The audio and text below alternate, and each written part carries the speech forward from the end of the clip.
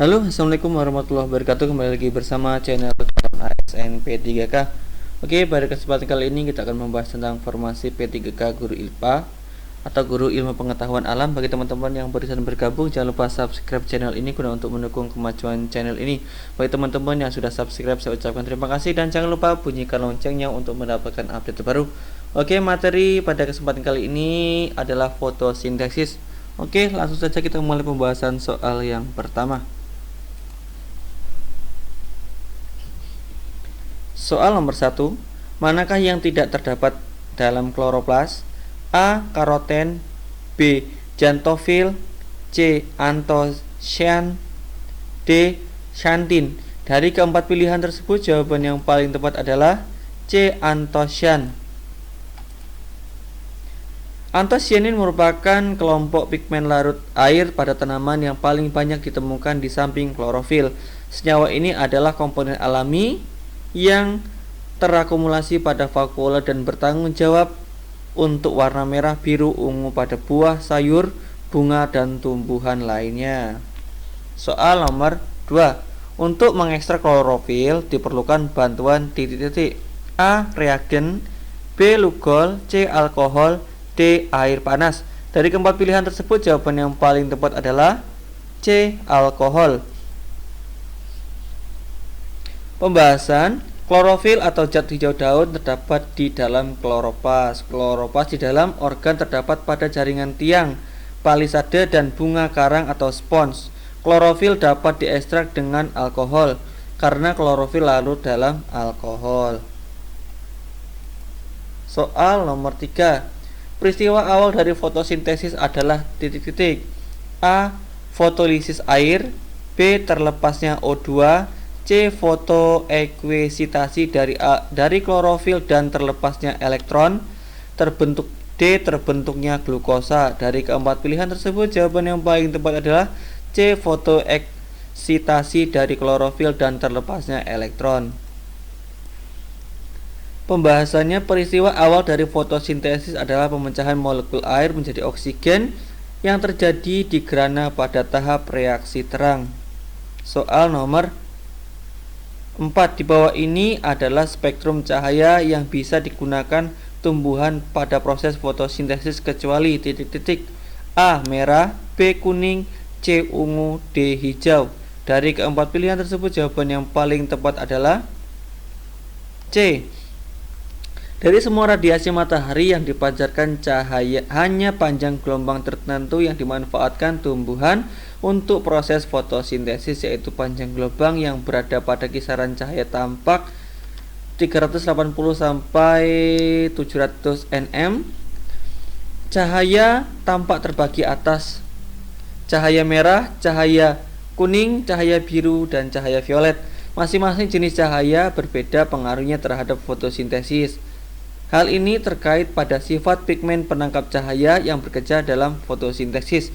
Pigmen yang terdapat pada tumbuhan pada membran grana menyerap cahaya yang memiliki panjang gelombang tertentu. Pigmen yang berbeda menyerap cahaya panjang gelombang berbeda. Kloroplas mengandung beberapa pigmen. Soal nomor 5. Bahan fotosintesis yang diambil dari udara sekitar adalah titik-titik. A. Oksigen, B. Nitrogen, C. Karbon dioksida, D. Karbon monoksida. Dari keempat pilihan tersebut, jawaban yang paling tepat adalah C. Proses fotosintesis membutuhkan beberapa komponen antara lain CO2, air, cahaya, enzim, dan klorofil. Adapun peranan masing-masing komponen sebagai berikut. Cahaya matahari berfungsi sebagai sumber utama energi yang nantinya diubah menjadi senyawa kimia dalam bentuk amilum. Jadi proses fotosintesis akan terjadi perubahan energi cahaya menjadi energi kimia. Klorofil atau zat hijau daun berfungsi untuk menangkap energi cahaya matahari yang nantinya bersama CO2 diubah menjadi amilum. Karbon dioksida atau CO2. Udara diambil melalui stomata dan lentisel. Senyawa ini digunakan sebagai sumber karbon dalam pembentukan glukosa yang akan membentuk amilum. Air berfungsi sebagai penunjang dan pelarut pada proses fotosintesis. Enzim berfungsi untuk membentuk reaksi kimia dalam proses fotosintesis. Soal nomor 6. Manakah yang tidak mempengaruhi fotosintesis? A. O2, B. CO2, C. Sinar matahari, D. Klorofil. Dari keempat pilihan tersebut, jawaban yang paling tepat adalah A. O2. Oksigen tidak mempengaruhi proses fotosintesis. Kenaikan kadar oksigen dapat menghambat fotosintesis karena oksigen merupakan komponen yang untuk respirasi. Soal nomor 7.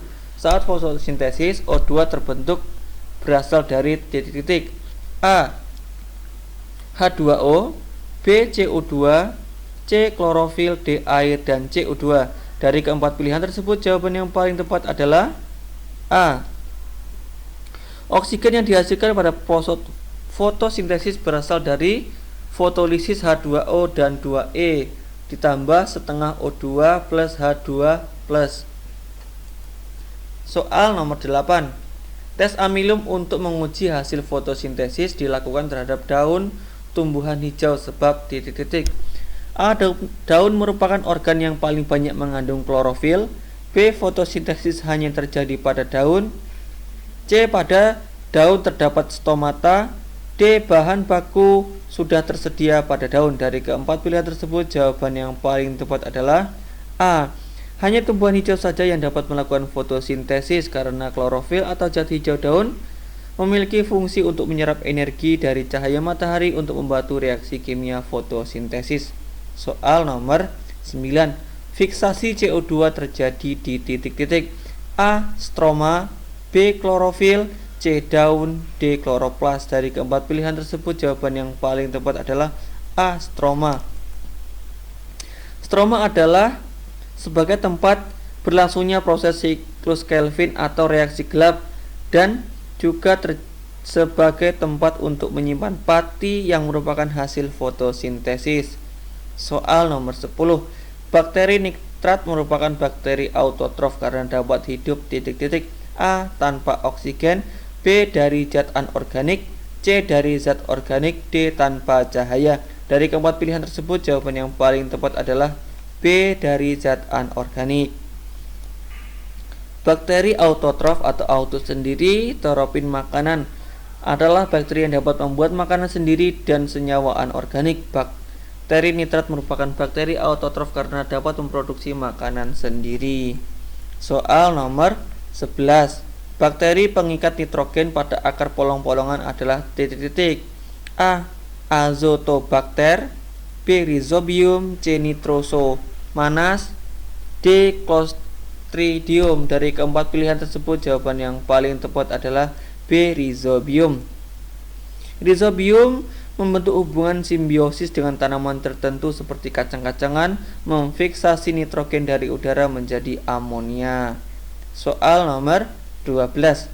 Tumbuhan yang dapat memenuhi kebutuhan nutrien organik sendiri disebut tumbuhan titik-titik. A. Heterotrof, B. Autotrof, C. Aerob, D. Anaerob. Dari keempat pilihan tersebut, jawaban yang paling tepat adalah B. Autotrof. Organisme autotrof merupakan organisme yang dapat mengubah bahan anorganik menjadi organik, dapat membuat makanan sendiri dengan bantuan energi seperti cahaya matahari dan kimia. Soal nomor 13. Cahaya matahari paling berperan dalam proses fotosintesis adalah cahaya titik-titik. A. Hijau dan merah, B. Merah dan ungu, C. Biru dan kuning, D. Kuning dan ungu. Dari keempat pilihan tersebut, jawaban yang paling tepat adalah B. Merah dan ungu.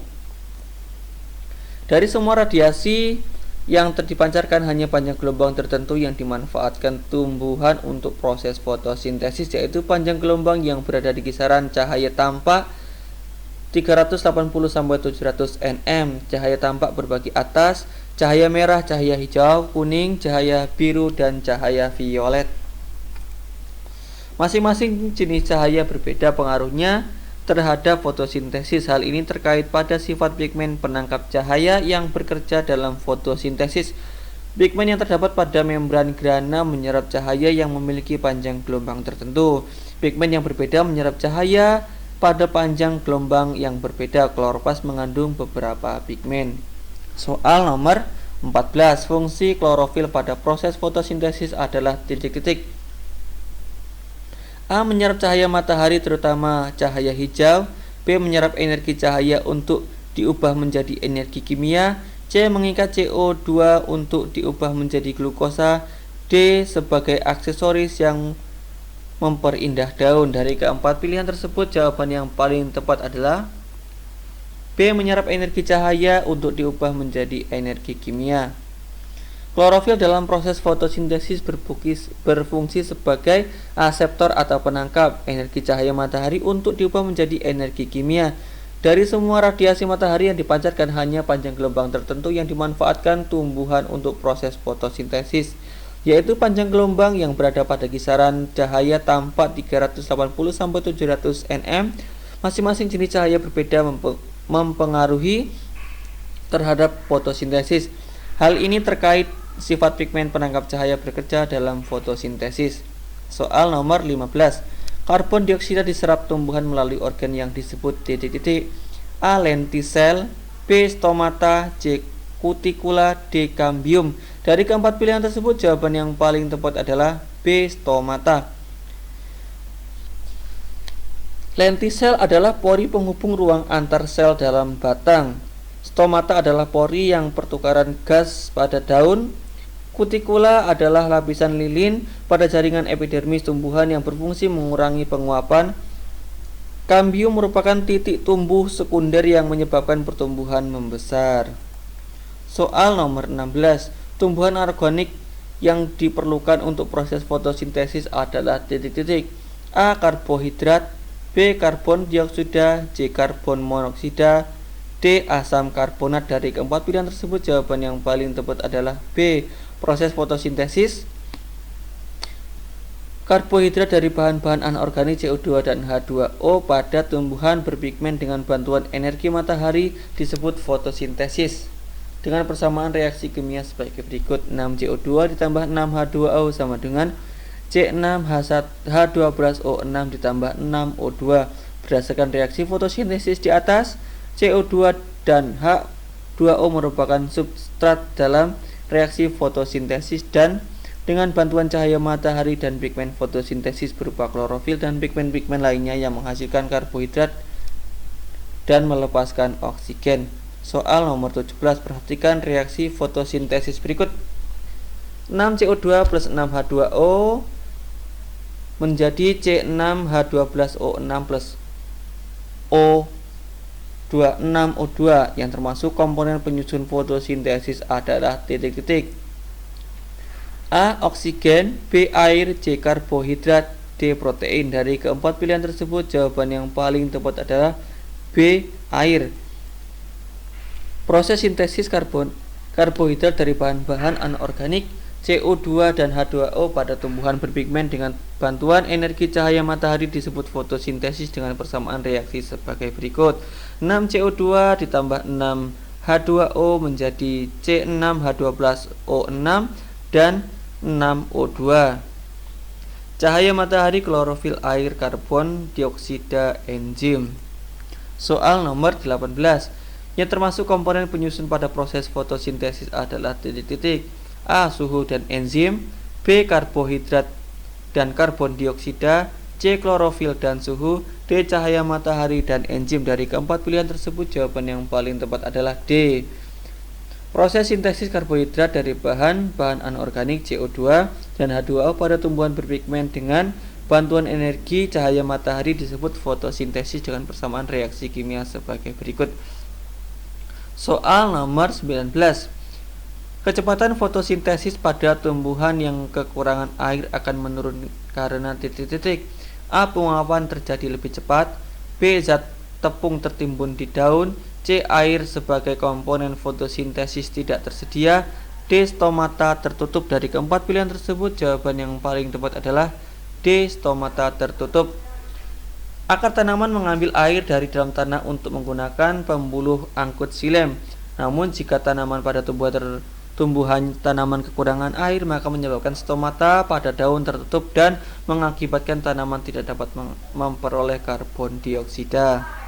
Soal nomor 20. Di bawah ini adalah bahan-bahan yang diperlukan dalam proses fotosintesis kecuali A. Air. B. Cahaya. C. CO2. D. O2. Dari keempat pilihan tersebut, jawaban yang paling tepat adalah B. Cahaya. Bahan-bahan yang diperlukan dalam proses fotosintesis adalah cahaya, CO2, air, klorofil. Hasil dari fotosintesis adalah energi amilium dan O2. Soal nomor 21. Fungsi utama dari pigmen fotosintesis adalah titik-titik. A. Menyerap air, B. Menyerap cahaya dan merubahnya menjadi energi kimia, C. Membuat kadar O2, D. Membuat aldehid. Dari keempat pilihan tersebut, jawaban yang paling tepat adalah B. Menyerap cahaya dan merubahnya menjadi energi kimia. Klorofil dan fotosintesis adalah sesuatu yang sangat berhubungan karena klorofil yang sangat penting untuk fotosintesis yang memungkinkan tanaman untuk menyerap energi dan cahaya. Molekul klorofil secara khusus diatur di dalam dan di sekitar fotosistem yang tertanam dalam membran tilakoid kloroplas. Soal nomor 22. Fotolisis air pada reaksi cahaya waktu fotosintesis menghasilkan titik-titik. A. Hanya ATP, B. O2 dan NADPH2, C. ATP dan NADPH2, D. O2, NADPH2 dan ATP. Dari keempat pilihan tersebut, jawaban yang paling tepat adalah D. O2, NADPH2 dan ATP. Pada proses fotosintesis terjadi pemecahan molekul air yang membebaskan oksigen dan ion hidrogen. Lanjutan hidrogen tersebut akan diikat oleh NADP membentuk NADPH dalam proses fotosintesis pada tahap reaksi terang melalui fosforisasi non-siklik. Soal nomor 23. Fosforilasi adalah proses di mana titik-titik A, CO2 dan O2 bersenyawa, B. Terbentuknya fosfoglyceraldehid, C. Terbentuknya asam aspartik, D. Energi cahaya diubah menjadi energi kimia dalam bentuk ATP. Dari keempat pilihan tersebut, jawaban yang paling tepat adalah D. Energi cahaya diubah menjadi energi kimia dalam bentuk ATP.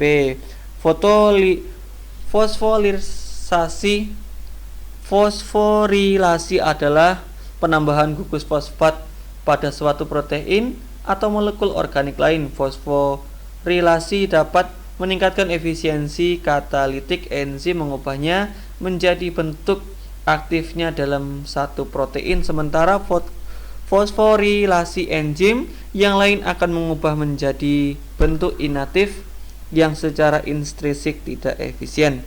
Soal nomor 24. Fiksasi CO2 disebut reaksi gelap karena titik-titik A tidak dapat terjadi pada siang hari, B. Berlangsung terutama pada malam hari, C. Tidak dapat terjadi pada siang hari, D. Tidak memerlukan energi cahaya matahari. Dari keempat pilihan tersebut, jawaban yang paling tepat adalah D. Tidak memerlukan cahaya matahari. Reaksi gelap merupakan reaksi lanjutan dari reaksi terang dalam fotosintesis.